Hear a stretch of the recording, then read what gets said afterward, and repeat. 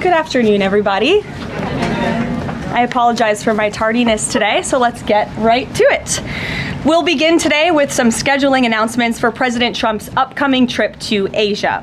Tomorrow night at 11 p.m., the president will depart the White House to fly to Malaysia, where he will arrive on Sunday morning local time. It's a long flight. President Trump will participate in a bilateral meeting with the Prime Minister of Malaysia in the afternoon, and then he will attend the ASEAN Leaders Working Dinner that evening. On Monday morning local time, the president will fly to Tokyo. Tuesday morning local time, President Trump will participate in a bilateral meeting with the new Prime Minister of Japan. On Wednesday morning local time, the president will fly to Busan, where he will participate in a bilateral meeting with the President of the Republic of Korea, deliver keynote remarks at the APEC CEO luncheon, and then participate in a U.S. APEC Leaders Working Dinner. On Thursday morning local time, President Trump will participate in a bilateral meeting with President Xi of the People's Republic of China before departing to return home to Washington, D.C. On Thursday night, upon arrival in Washington, President Trump and First Lady Melania Trump will participate in Halloween at the White House, where they will welcome law enforcement, military, and foster families. And I know many of us look forward to that. In other news, we are now on day 23 of the Democrat government shutdown. Senate Democrats have voted 12 separate times now to keep the government closed. Innocent Americans are suffering every day as a result. More than 500,000 civilian federal employees will miss a full paycheck tomorrow. Thousands of small business loans are going unapproved each month. This means almost $4 billion in capital is being withheld from small businesses across the country. The Democrat shutdown is also causing severe impacts at airports across the country. In one single day this week, the FAA had to issue ground stops impacting flights at Houston's George Bush Intercontinental Airport and Hobby Airport.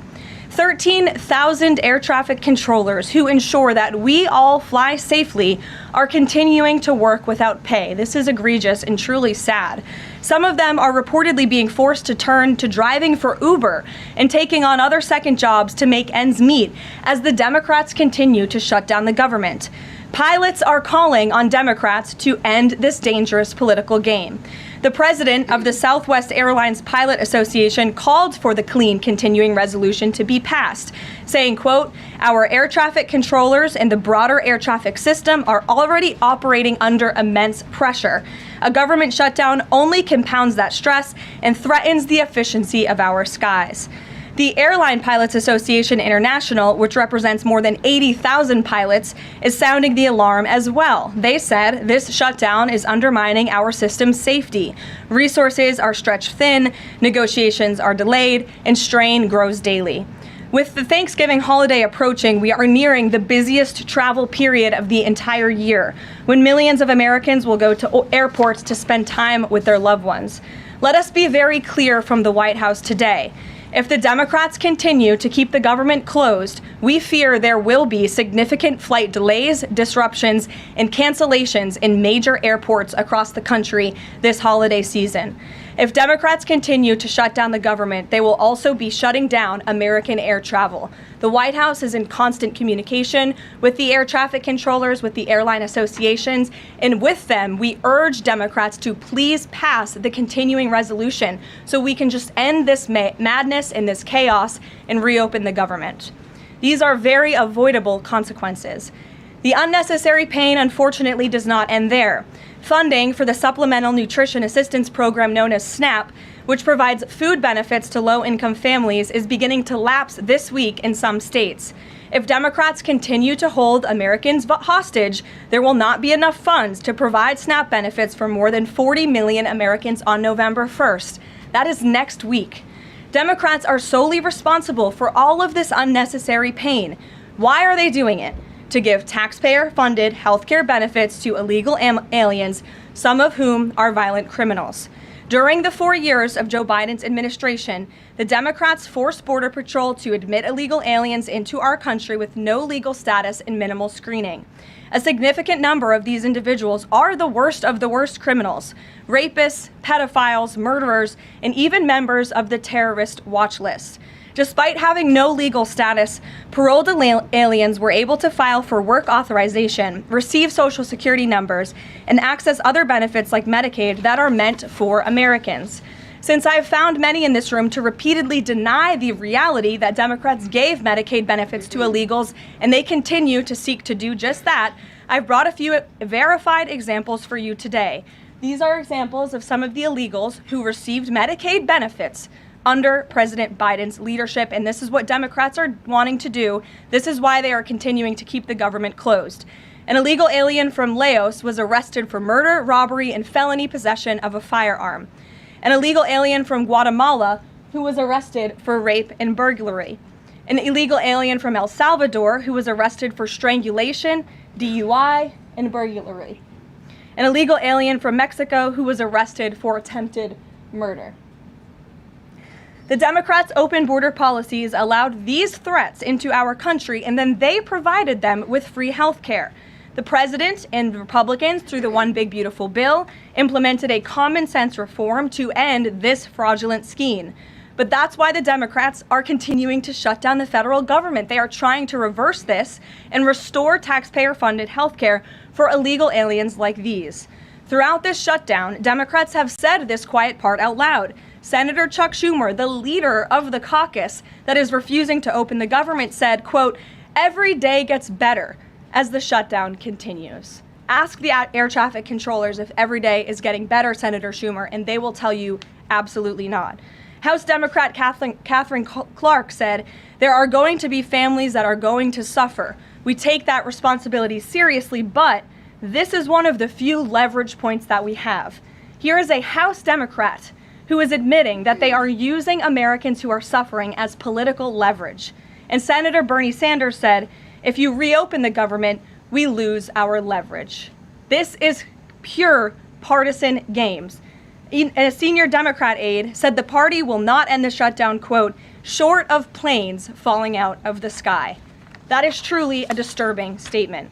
The Democrats clearly don't care about this suffering. They care about playing political games against President Trump, and this dangerous charade needs to end.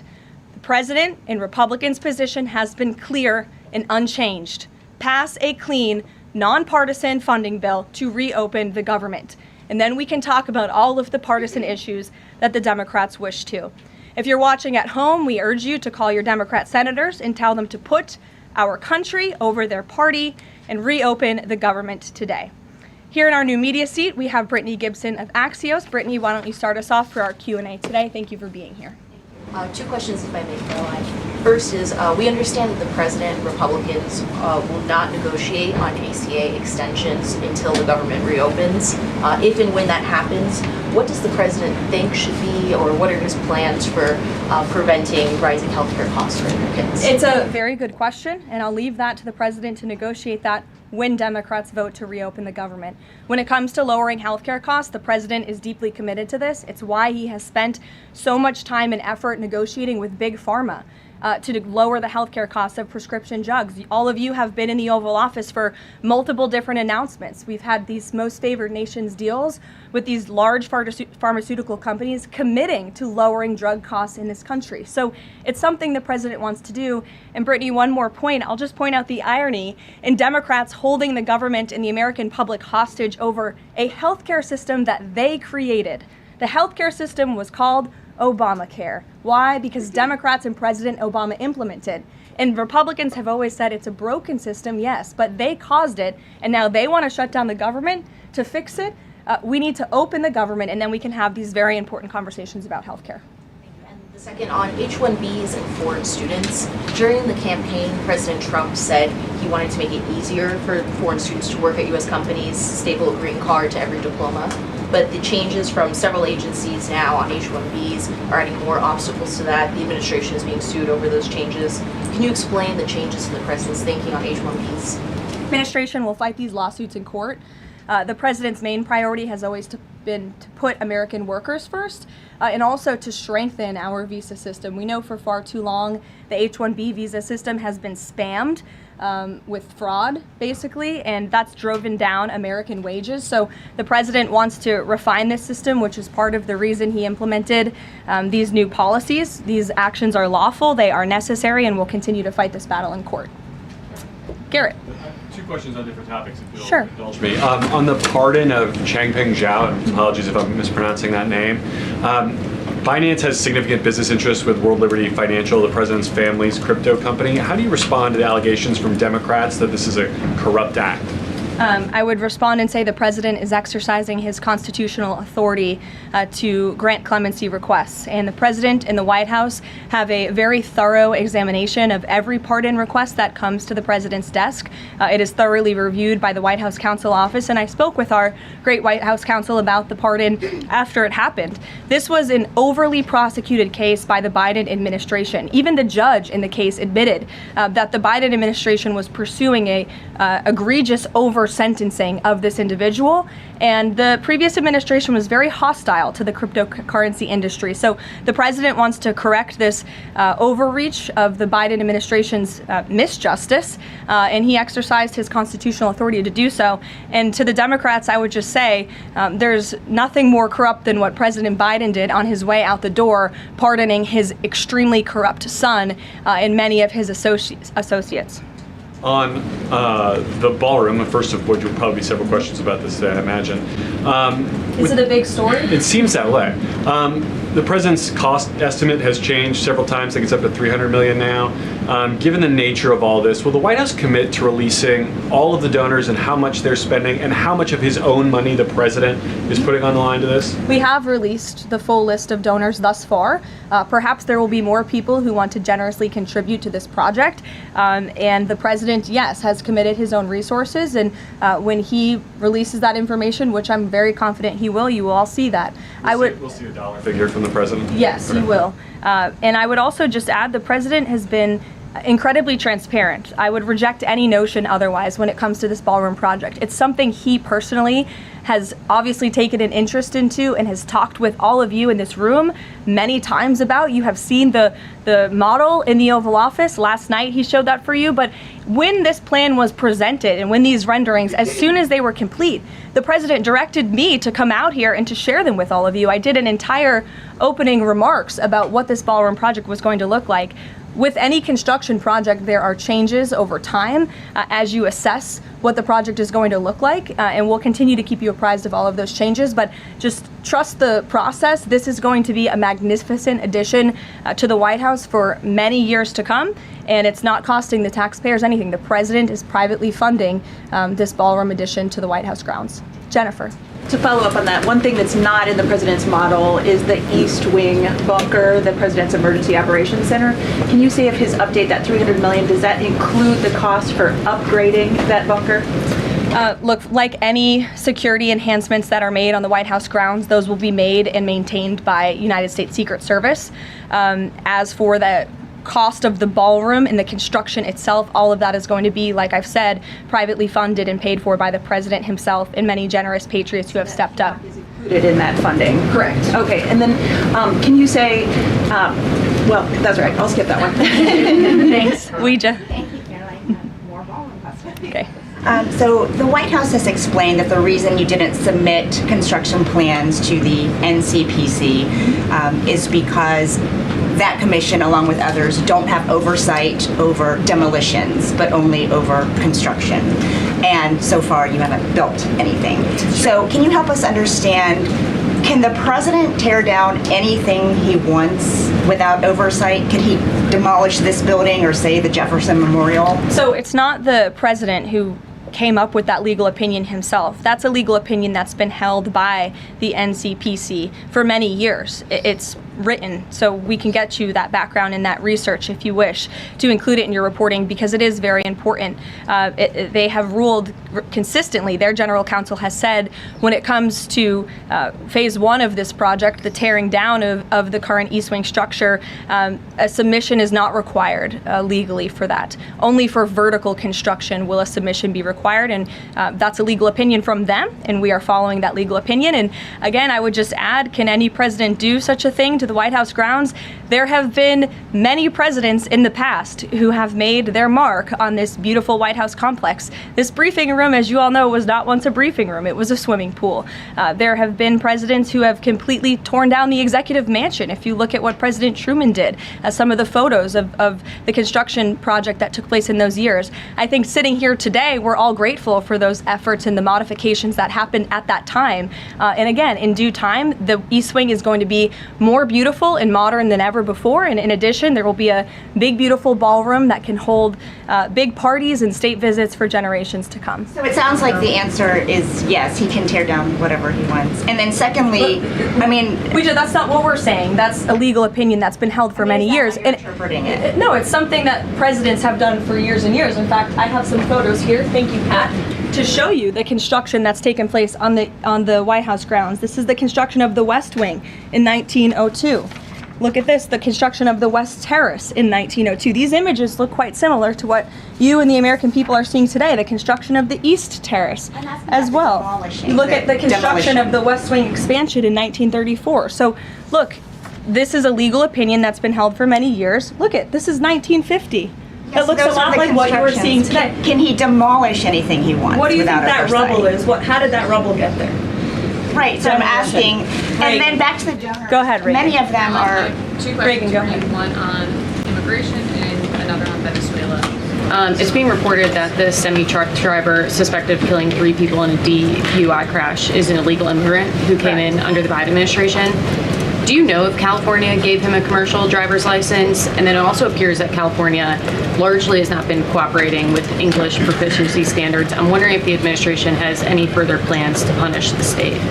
Yes, I can confirm that California gave this individual a license, and it is something that the Department of Transportation has already looked into. I know Secretary Duffy, who's doing a phenomenal job, has spoken on this many times in the crackdown that the Department of Transportation is taking on these licenses that are wrongfully being issued to people who clearly do not deserve to uphold these positions. As for this case in California, on October 22nd, ICE lodged an immigration detainer for this individual following his arrest by local authorities in California on charges, as you know, of manslaughter while intoxicated and driving under the influence. He killed 3 people, and he first entered the United States in 2022 through the southern border, and he was released into our country by the previous administration.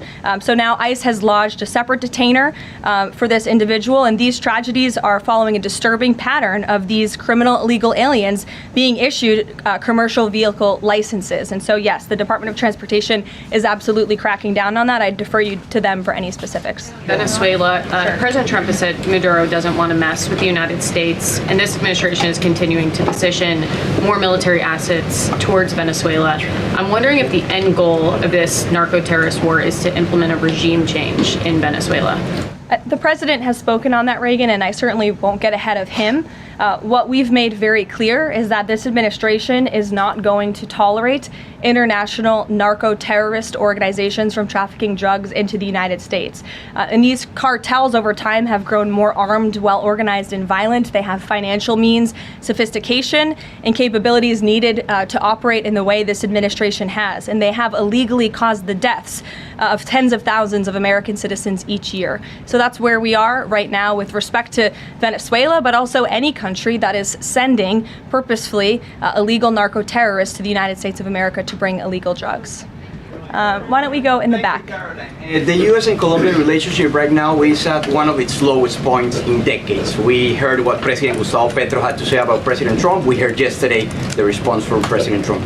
Is there any kind of compromises or gestures from the Colombian president that President Trump would like to see in order to de-escalate the tensions? Is it possible a de-escalation?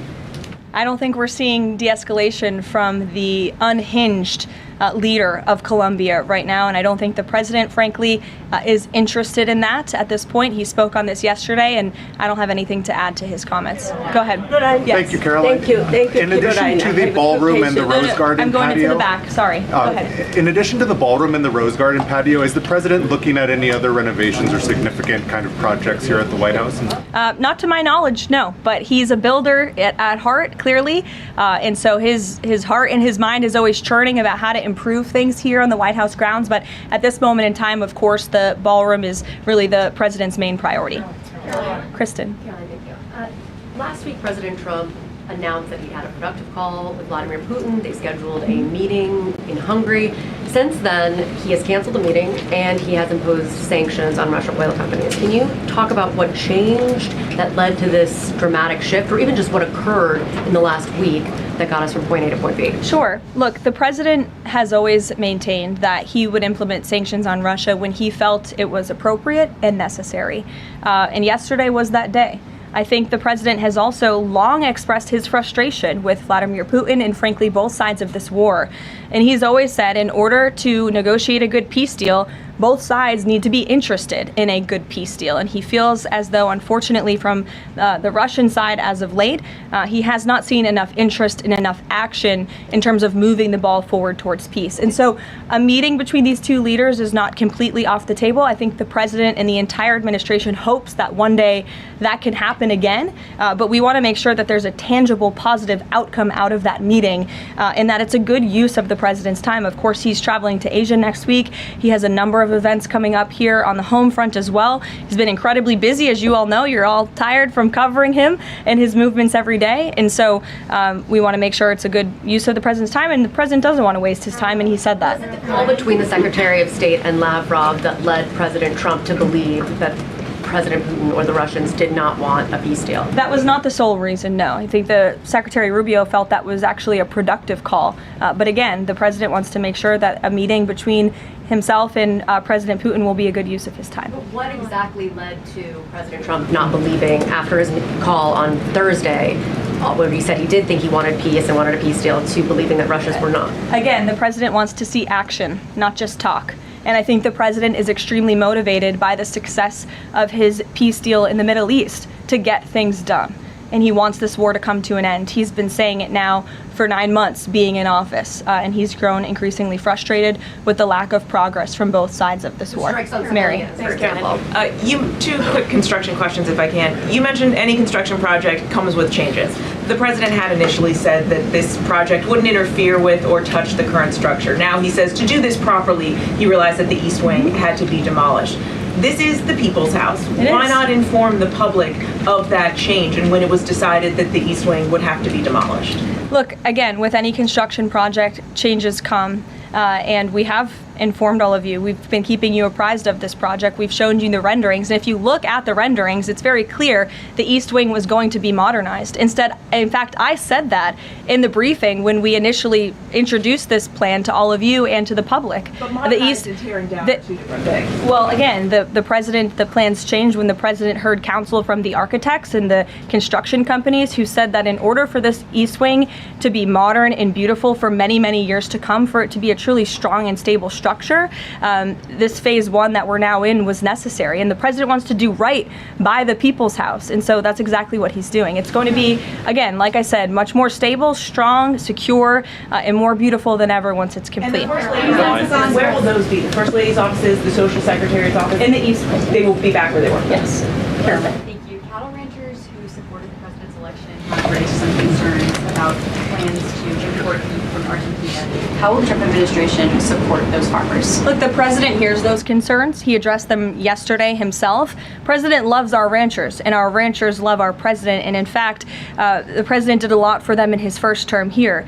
They are struggling because of the many horrible policies of the previous administration. The president loves our ranchers, and he also loves American consumers, and he wants to do right by both. So the immediate solution to the problem of the rising cost of beef, the president wants to bring that down, as we have to increase our supply. And so that's what he's doing with respect to these imports. But the president also is looking out for our ranchers with a long-term plan that was released by the Secretary of Agriculture yesterday. It's a 3-part plan. It's very very extensive and detailed. I would encourage all of you to read through it. But there's really 3 points to this plan that the president has agreed upon and has entrusted Secretary Rollins to implement. Number 1, strengthening U.S. cattle production through increased grazing access, endangered species reforms, enhanced disaster relief, increased access to capital, and reducing costs for new and young ranchers. We want to incentivize more Americans to get into this noble profession. Lowering long-term costs by cutting inspection costs, increasing market options for consumers with product of USA labeling, and ensuring consumers know that they are eating American beef. It's a good incentive for the American consumer. And lastly, growing the domestic herd while boosting long-term demand to reduce prices for consumers while growing the markets for our ranchers. So President hears them. He has to address both of these problems for the ranchers, but also for the American consumer. He promised to lower costs, and that's what he's committed to doing. Caroline, thank you. 2 questions not on the ballroom. The first is, there's a Democrat in Texas who's actually running for Congress who said last night during an interview when talking about fighting Republicans and this administration, quote, "If you hit me in my face, I'm not going to punch you back in your face. I'm going to go across your neck." This has obviously really upset those folks over at Turning Point USA after the Charlie Kirk assassination. Just your response to that kind of rhetoric. Just very jarring rhetoric, and I think it's very unacceptable. I hope the people of Texas will do the right thing and reject this person's candidacy. It should have no place in American politics. And then just a quick second question on oversight Democrats that are saying that they're creating this master ICE tracker, basically tracking all ICE activity. We've seen the protests in New York just yesterday. Homeland Security is saying that this sounds like obstruction of justice. What do you say? Again, this is actively putting the lives of our ICE agents at risk. We've seen media outlets, in fact, in this room, also write stories about ICE tracker apps that Democrats and other left-wing activists have created to track the location of ICE agents on the ground in our communities. Again, I've said this repeatedly, and I will continue to say it. The men and women of ICE are outstanding people. I wish a Democrat on Capitol Hill would actually have the courage or the guts to stand up to their party and sit down with some of these men and women who are doing this incredibly difficult job of enforcing our federal immigration laws. They are, again, simply trying to enforce the law and do their jobs. And if Democrats spent a little bit more time understanding that and also focusing on the people who they are trying to get out of our country every single day. As I spoke about earlier, 3 innocent people in California are dead because an illegal alien who Democrats let into this country was wrongfully issued a trucker's driving license and clearly was not fit for the job because he was driving intoxicated and killed 3 innocent people. Democrats should focus a little bit more on that. Stop trying to fight this president and this administration on every turn and restore law and order. That's all that we and these brave men and women of ICE are trying to do. Mary. Thanks, Caroline. I have 2 questions, one on San Francisco and one on the No Kings protesters. On San Francisco, the president said that he had a call with the mayor and he was planning on surging there, but now because the mayor really wants to fix it up himself, they're going to do that. Is this what Trump hopes happens in pretty much every city? The president hopes, and I've said this so many times, and I think the president's conversation with the San Francisco mayor last night and his statement today prove the president is willing to work with anyone across the aisle, across the country, to do the right thing and clean up America's cities. He is genuinely interested in this effort to make our streets safer, to make our cities safe and clean again. And he heard from the mayor last night who told him that he is going to earnestly try to make his city better on his own. The president heard him out. He said, okay, I'll give you a chance. We'll be watching, and if you need us, we are here. And if I feel as though you continue to fail your citizens, the federal government may have to step in. But we'll continue to watch San Francisco, and that law enforcement operation has now been paused. Thank you. And then on the No Kings protesters, I saw videos of people explicitly calling for violence against Stephen Miller, against the president, shirts saying we don't have enough assassins, calling for more political violence. Does the president want to see arrests here, and are we going to see arrests of these types of explicit calls to violence? I would think myself, the president, and everyone here at the White House certainly hopes that anyone who is making violent and illegal threats in that way against public officials will be arrested and prosecuted. Sure. Thank you. 2 questions.